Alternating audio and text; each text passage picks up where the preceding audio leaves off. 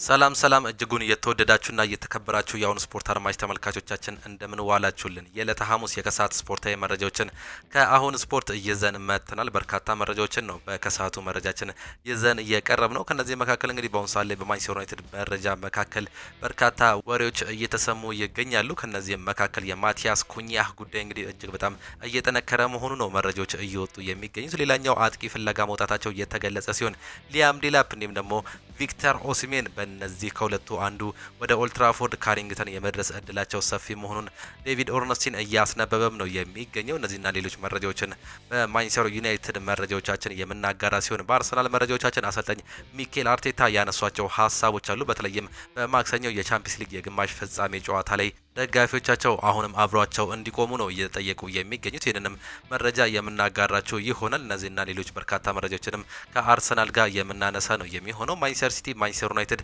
አርሰናል ሌሎችም ክለቦችን በሰፊው የምንመለከት ይሆናል። በስፔን ላሊጋም አንዳንድ መረጃዎች አሉ። በተለይም በሪያል ማድሪድና በባርሴሎና መካከል የሚደረጉ የኮፓ ዴላሬ ፍጻሜ አለ። ስለሱም አንዳንድ መረጃዎችን የምናጋራችሁ ነው የሚሆነው። ከእናንተ የሚጠበቀው ሰብስክራይብ በማድረግ የቤተሰባችን አባል እንዲሆኑ ነው የምንጋብዛችሁ። ላይክ በማድረግ ደግሞ የቤተሰባችን አባል እንዲሆኑ ነው የምንጋብዛችሁ። እኛ ቀጥታ ወደ ፕሮግራሞቻችን አለፍን።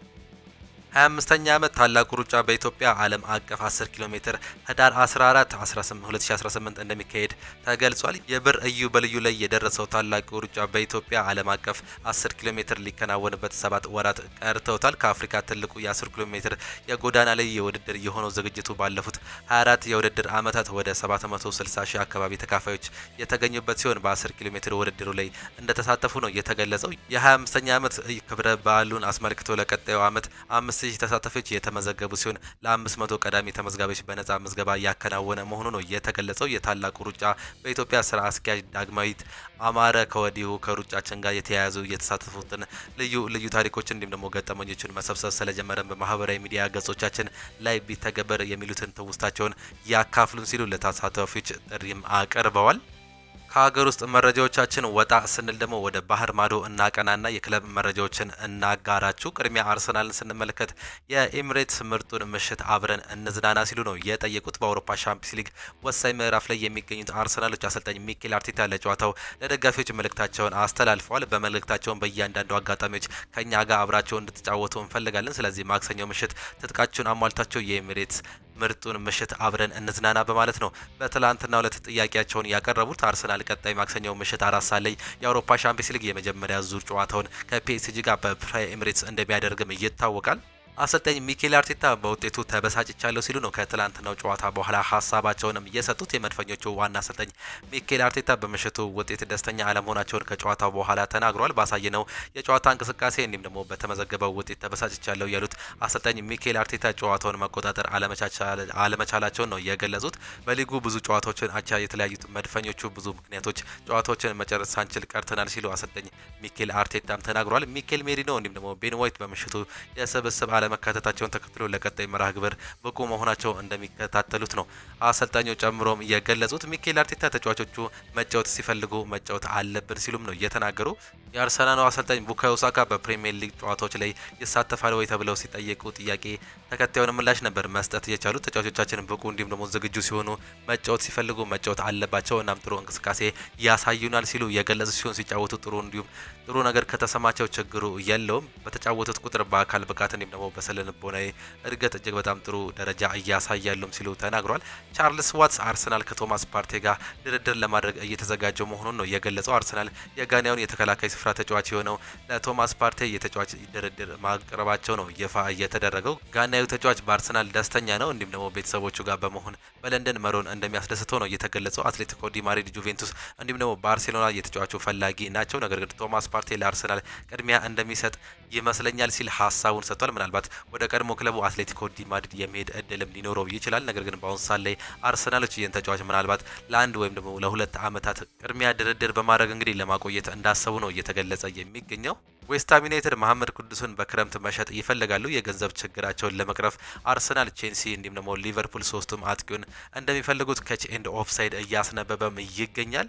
አርሰናል የዙቢሜንዲን ዝውውር ከሞላ ጎደል አጠናቋል። እጅጉንም ተቃርቧል። ቤርታ በመጪዎቹ ሳምንት ሁሉንም ነገር ለመጨረስ ይፈልጋል። የቅርብ ጊዜ ስኬታማ የነበሩ ዙቢሜንዲን በለንደን እድሉ መሞከር ቅድሚያ ሰጥቶታል ሲል ሌሎች መረጃዎች እያስነብቡም ነው የሚገኙት። ጀርጊኒዮ በክረምት የዝውውር መስኮት በነጻ ዝውውር አርሰናልን እንደሚነቅ ይጠበቃል። የብራዚሉ ክለብ ፍላሚንጎ እንዲሁም ደግሞ የሳውዲ ክለቦች እሱን ለማስፈረም ፍላጎት እንዳላቸው ፋብሪዚዮንም ነው ያስነበበው። የሰሜን ለንደን ክለብ አርሰናል የመሃል ሜዳ ተጫዋች ቶማስ ፓርቴ ኮንትራት ለማራዘም ንግግር መጀመራቸውን ዘ አትሌቲክስ በትላንትናው ዕለት አስነብቧል። የ31 ዓመቱ ቶማስ ፓርቴ ኮንትራቱን በአመቱ መጨረሻ የሚጠናቀቅ ሲሆን ክለቡ እንዲሁም ደግሞ አሰልጣኝ ሚኬል አርቴታ ውሉን ለማራዘም ፍላጎት እንዳላቸው ነው የተገለጸው። ጋናዊ ቶማስ ፓርቴ ቤተሰቡ በለንደን ባቆየ ቆይታ ደስተኛ መሆናቸው የተገለጸ ሲሆን ቶማስ ፓርቴ በክለቡ ለአንድ ወይም ለሁለት ዓመታት የሚቆየውን ኮንትራት በቅርቡ ይፈርማለም ሲል ዘ አትሌቲክስ አስነብቧል።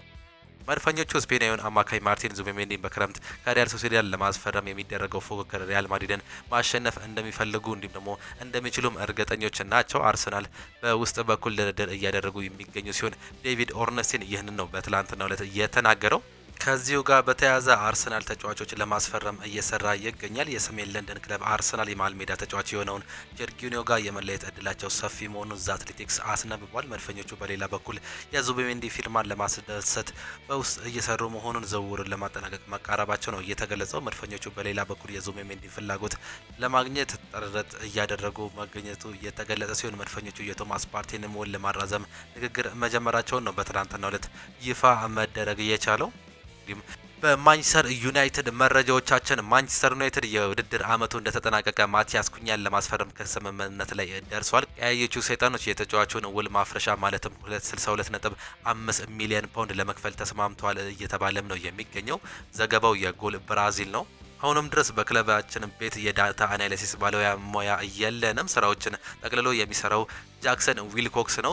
ቼዲቪ ክሪስቲያን ጃክሰን ዊልኮክስ እንዲሁም ደግሞ በማንቸስተር ሲቲ ላሉ ነገሮች የሚታይበትን መንገድ እንደሚያደንቁ ተናግሯል። እሱ ለሩበን አሞሪም የጨዋታ ስልት የሚሆኑ ተጫዋቾችን የሚለይ ተጫዋች አሰልጣኝ መሆኑ ይታወቃል፣ ጠንቅቆም ያውቃል ሲል ሰር ጂም ራትክሊፍ በአሁኑ ሰዓት ስላሉ የማንቸስተር ዩናይትድ ችግሮች ሀሳባቸውንም ሰጥተዋል። ማንቸስተር ዩናይትዶች ማቲያስ ኩኛን ከወልቭስ ለማስፈረም ያደረጉት ድርድር በስምምነት ተጠናቋል።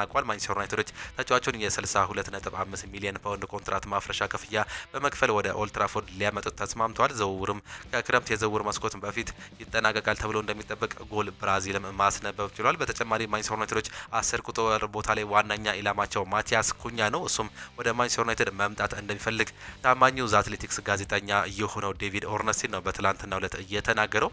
የጣሊያኑ ክለብ ኢንተር ሚላን ማቲያስ ዴሌትን የማስፈረም ፍላጎት አላቸው። በተጨማሪም ክለቡ ለቀጣዩ የውድድር ዘመን በውሰትም ቢሆን ተጫዋቹን ለማዘዋወር እያሰቡ እንደሆነ ቱቶ መርካቶ ከጣሊያን አስነብቧል። አሌሃንድሮ ጋርናቾ ከማንቸስተር ዩናይትድ ሊለቅም ይችላል። ማንቸስተር ዩናይትድ በክረምት የዝውውር መስኮት ላይ የሚኖረውን እንቅስቃሴ ለማጠናከር እንዲሁም በሚኖረው የቡድን ግንባታ ላይ ይረዳቸው ዘንድ የክለቡ አመራሮች ጋርናቾ ለመሸጥ ፍላጎት እንዳላቸው አሌክስ ክሮግ ያስነበበው መረጃ ያሳያል።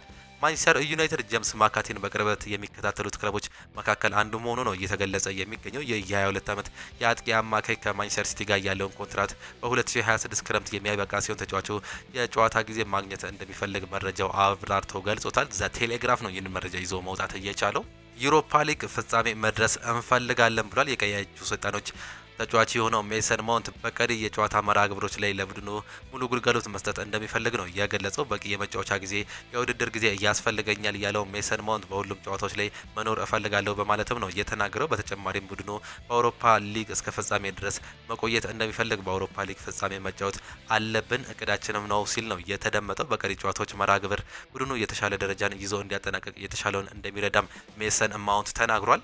ዩናይትድ በአጥቂ ስፍራ ሁለት አማራጮችን ይዟል። እነዚህም ሊያም ዴላፕንና ቪክተር ኦሲሜን ናቸው። የስፖርቲንግ ዳይሬክተር ዊልኮክስ ዴላፕን የሚያደንቀው ሲሆን ከዚህም ቀደም ሊያም ዴላፕን ከማንቸስተር ሲቲ አካዳሚ አስፈርሞትም ነበር። ሌላኛው አማራጭ በብዙ ልምዱ ቪክተር ኦሲሜን ነው። ዩናይትድ ትክክለኛውን ግብ አስቆጣሪ ተጫዋች ወይንስ ባለ ብሩህ ተስፋ ያለው ታዳጊ ሊያም ዴላፕን ያስፈልጋል የሚለው ትልቅ ጉዳይ ሆኖ ይቆያል። ሆኖም ይህንን ዩሮፓ ሊጉን በበኩሉ በድራማ የሆነ ለውጥ እንቅስቃሴ ያደርጋሉ ተብሎ እንደሚጠበቅ ስካይ ስፖርት በትላንትናው ዕለትም አስነብቧል። ዩናይትድ ፉክክር ፉክክር የሚገጥመው እንደሆነም እየተገለጸ ነው የሚገኘው። የኤዲ ሃው ክለብ ኒውካስል ዩናይትድ ሊያም ዴላፕን በክረምት የዝውውር መስኮት የማስፈረም ሌላኛው ፍላጎት ያለው ክለብ መሆኑ እየተገለጸ ይገኛል። ማንቸስተር ዩናይትድ ሊያም ዴላፕን በፊት መስመር ቦታ ቀዳሚ ኢላማ አድርጎ እንደያዘው በቅርብ ቀናት የተደጋጋሚ ሲዘገብ መቆየቱ የሚታወስ ጉዳይ ነው። እናም አሁን እየወጡ የሚገኙ መረጃዎች ማክፓይሶቹ በተጫዋቹ ላይ ፍላጎት እንዳላቸው በመጠቆም በክረምቱ ተጫዋችን ለማስፈረም ከማንቸስተር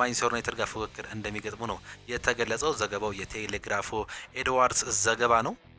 በቼልሲ መረጃዎቻችን ዛሬ በወጣ በብሬኪንግ ኒውስ መሰረት ኬቨን ዴብሪነን በክረምት ለማስፈረም ፍላጎት እንዳላቸው ፉትቦል ኢንሳይደር እያስነበበ ይገኛል። ቲሙን እንግዲህ በታዳጊዎች እንዲሁም ደግሞ ልምድ ባላቸው ተጫዋቾችን ለማደራጀት የሚፈልገው ኤንዞ ማሬስካ በአሁኑ ሰዓት ላይ ነጻ ወኪል የሆነውን የማንቸስተር ሲቲ ተጫዋች የሆነውን ኬቨን ዴብሪነን እንደሚፈልግ ፉትቦል ኢንሳይደር ነው ያስነብበው። በዲን ሁይሰን ዝውውር ጉዳይ 8ኛ ጋዜጠኛ ተገኝቷል። ሳሚ ኮክቤል ይህንንም መረጃ ይዞ መውጣት ችሏል። ቼልሲ ከሁይሰን ወኪሎች ጋር ጥሩ ግንኙነት አለው። ይህንም ለዝውውር ወሳኝ ሊሆን ይችላል። ዘገባው የቢቢሲ ስፖርት ጋዜጠኛ ሳሚ ሞክቤል ነው። ማንቸስተር ሲቲ የላዚዮን ተከላካይ ማሪዮ ጊላን ለማስፈረም ፍላጎት እንዳላቸው እየተዘገበ ነው የሚገኙት። ተጫዋቹ ባየር ሙኒክ እንዲሁም ደግሞ ሪያል ማድሪድ ጨምሮ በርካታ ታላላቅ ክለቦች እንደሚፈልጉትም ነው እየተገለጸ የሚገኘው። ሊቨርፑል የ22 ዓመቱን ዣቪ ሲሞንስን እየተከታተሉትም ነው የሚገኙት። አርቢ ሌፕዚግ በዚህ ክረምት ተጫዋቹን የሚሸጥ ከሆነ ከ65 እስከ 70 ሚሊዮን ፓውንድ ዩሮ አካባቢ እንደሚፈልግ ነው ስካይ ስፖርት እያስነበበም የሚገኘው። አሌክስ ማካሊስተር ይህንን ተናግሯል። በሊቨርፑል ቤት ጥሩ ነኝ እና ምንም ፍላጎት የለኝም፣ ስለዚህ ለክለቤ ትልቅ ክብር አለኝ እናም ስለሌሎች ክለቦች ማውራት አስፈላጊ ነው ብዬ አላምንም ሲል ነው እየተናገረው። በአሁኑ ሰዓት ላይ ስሙ ከሪያል ማድሪድ ጋር ከሎስ ብላንኮቹ ጋር እየተገናኘ የሚገኘው አሌክሲ ማካሊስተር ወደ ሌሎች ክለቦች መሄድ አልፈልግም፣ በዚህ ደስተኛ ነኝ፣ እዚህ መቆየት እፈልጋለሁ ሲል ነው እየተናገረው። በሰበር መረጃ ቼልሲ የበርንማውዝ ተጫዋች የሆነውን ዲን ሁይሰንን ለማስፈረም ቀዳሚ ሆኗል። እናም የዓለም ክለቦች ሻምፒዮና ከመጀመሩ በፊት ዝውውሩን እንደሚያጠናቅቁት ተስፋ እያደርጋሉ ሲል ሚጉኤል ዴሌኒ በትላንትናው ዕለት ይዞት የወጣ ነው መረጃ የሚያሳየው። ሪያል ማድሪድ እንዲሁም ደግሞ ሊቨርፑል ዲን ሁይሰንን ለማስፈረም ከሚደረገው ፉክክር ውጪ መሆናቸውን ዲዮሮ አስ ነው ያስነበበው። ዲን ሁይሰን አሁን ላይ በቁም ነገር እያሰበበት እንደሆነ ተገልጿል። ቼልሲ እስከ 7 ዓመት የሚደርስ ኮንትራት የሚያካትት ፓኬጅ ለማስፈረም ፈቃደኞችም ናቸው። ቼልሲ በአጥቂ ስፍራዎች ላይ አማራጮች እየተመለከተ ሲል በመከላከል ላይ ከፍተኛ ለውጥ እንደሚኖርም ነው በዚሁ እየተዘገበ የሚገኘው። አሁን ላይ 3 የመረጃ ምንጮች ዲዮሪያስ፣ ዴሊ ሜል እንዲሁም ደግሞ ኢንዲፔንደንት በዲን ሁይሰን ዝውውር ቼልሲ ቀዳሚውና ተመራጩ ክለብ መሆኑ ነው እየተገለጸ የሚገኘው። የማንቸስተር ሲቲ ቀሪ 4 ጨዋታዎችን እንመልከት። የመጀመሪያው ጨዋታ ከወልቨርሃምፕተን ሲሆን በኢታድ ስቴዲየም የሚደረግ ጨዋታ ነው። ከዛ በኋላ ከሳውዝሃምፕተን ጋር ከቅዱሳኖቹ ጋር እንግዲህ ከሜዳቸው ውጪ የሚያደርጉት ጨዋታ ይጠበቃል። ከዛ በሜዳቸው ዳግም በኢታድ ከበርንማውዝ ጋር ይጫወቱና 38ኛ ሳምንት የመጨረሻውን መርሃ ግብር ከሜዳቸው ውጪ በሴልሃርስት ፓርክ ስቴዲየም ከፉላም ጋር የሚጫወቱም ይሆናል። እነዚህ በማንቸስተር ሲቲ ቤት ተጠባቂ ጨዋታዎች መሆናቸውን ስታቲክሳቸው ያሳያሉ። ጄሚ ቫርዲ ከክለቡ ጋር እንደሚለያይም ተገልጿል። ታሪካዊ የሌስተር ሲቲ የፊት መስመር አጥቂ ጄሚ ቫርዲ ከበርካታ ዓመታት በኋላ ከክለቡ ጋር በውድድር ዓመቱ መጨረሻ እንደሚለያይ ክለቡ አሳውቋል። የ38 ዓመቱ አጥቂ ጄሚ ቫርዲ የክለቡ ከፍተኛ ግብ አስቆጣሪ ሲሆን በ496 ጨዋታዎች 198 ጎሎችን ለክለቡ ማስቆጠርም ችሏል። ከውሳኔ በኋላ መልእክታቸውን ያጋሩት የክለቡ ሊቀመንበር ጄሚ ቫርዲ ልዩ ተጫዋች ነው ሲሉ ነው የገለጹት። ከተጫዋቾች በላይ የተገለጸ ግለሰብ ነው። በሌስተር ሲቲ ክለብ የተለየ ቦታ አለው። ክለቡ ለቫርዲ እንዲሁም ደግሞ ለቤተሰቡ ሁሌም ከፍት ነው ሲል የክለቡ ሊቀመንበርም ተናግሯል። ጄሚ ቫርዲ ክለቡ በሻምፒዮንሺፕ በነበረበትም ወቅት ከ13 ዓመታት በፊት ነበር መቀላቀለም የቻለው። ጄሚ ቫርዲ በክለቡ በነበረበት ቆይታ የፕሪሚየር ሊግ፣ የኤፍኤ ካፕ፣ የኮሚኒቲ ሺልድ እንዲሁም ደግሞ የኮከብ ግብ አግቢነትን ሽልማት ማሳካት ችለው እንደነበረም የሚታወስ ጉዳይ ነው። ሪያል ማድሪዶች በብራዚል ኮከብ ቪኒሲየስ ጁኒየር ሙሉ እምነት እንዳላቸው በውድድር ዓመቱ መጨረሻ የተጫዋቹ ውል ማደስ ይፈልጋሉ። የሳውዲ ክለቦች ተጫዋቹ ውል እንደሚጠናቀቅ ድረስ መጠበቅ ወይም ደግሞ ከሳምባው ልጅ ቪኒሲየስ ጁኒየር ሌላ ተጫዋች መፈለግ ይጠበቅባቸዋል ሲል ዘገባው የማርካ ጋዜጣ ነው። ቪኒሲየስ ውሉን በንጉሱ ቤት ማደሱ እየተገለጸም ይገኛል። ብራዚሊያዊ ኮከብ ቪኒሲየስ ጁኒየር ውሉን አድሷል። ሪያል ማድሪድ በዚህ ስኑ መጨረሻ ላይ የቪኒሲየስ ጁኒየር ውል ቆይታም ከ3 እስከ 4 ዓመት ማደሱን ይፋ እያደረጋል ይደረጋሉ ሲል መረጃዎች እየወጡ ይገኛሉ። አሁን ላይ ሚዲያዎች ይህንን መረጃ እየተቀባበሉት ወይም ደግሞ እያዘዋወሩት ይገኛል። እንደሚባለው ከሆነ ሲዝኑ መጨረሻ ላይ ይፋም ይደረጋል። ሪያል ማድሪድ ተጫዋቹ ጉዳት አስተናግዷል። በአሰልጣኝ ካርሎ አንቸሎቲ የሚመሩት ሪያል ማድሪዶች በምሽት ጨዋታ ሁለት ተጫዋቾቻቸው በጉዳት እንዳጡ ነው ይፋ የተደረገው። ሎስ ብላንኮቹ ካማቪንጋ እንዲሁም ደግሞ ዴቪድ አላባን በጉዳት እያጡ ሲሆን ለተጠባቂው የኤል ክላሲኮ መርሃ ግብር መድረሳቸው አጠራጣሪ መሆናል። በጉዳዩ ላይ ከጨዋታው በኋላ አስተያየታቸውን የተጠየቁት ካርሎ አንቸሎቲ ለባርሴሎና ጨዋታ ይደርሳሉ ብለው አይጠብቁም። ይህንንም መረጃ ተናግሯል። ሪያል ማድሪድ እንዲሁም ደግሞ ባርሴሎና በኮፓ ዴላሪ ፍጻሜ ቅዳሜ ምሽት 5 ሰዓት ላይ መርሃ ግብራቸውን በዋንጫ ፍጻሜ የሚገናኙም ነው የሚሆኑት። የተወደዳችሁና የተከበራችሁ የአሁን ስፖርት አድማጭ ተመልካቾቻችን ለዛሬ የነበረን ስፖርታዊ መረጃዎቻችን ይህንን ይመስሉ ነበር። ፕሮግራሞቻችን እንዴታያችኋቸው? ሀሳብ አስተያየታችሁን ኮሜንት ቦክስ ላይ ልታጋሩን ትችላላችሁ። የዛሬ ፕሮግራሞቻችን ይህንን ይመስሉ ነበር። በጠዋቱ ፕሮግራም እስከምንገናኝ ድረስ እስከዛው ቻው ቻው። መልካም ጊዜ፣ መልካም ምሽት ይሁንላችሁ።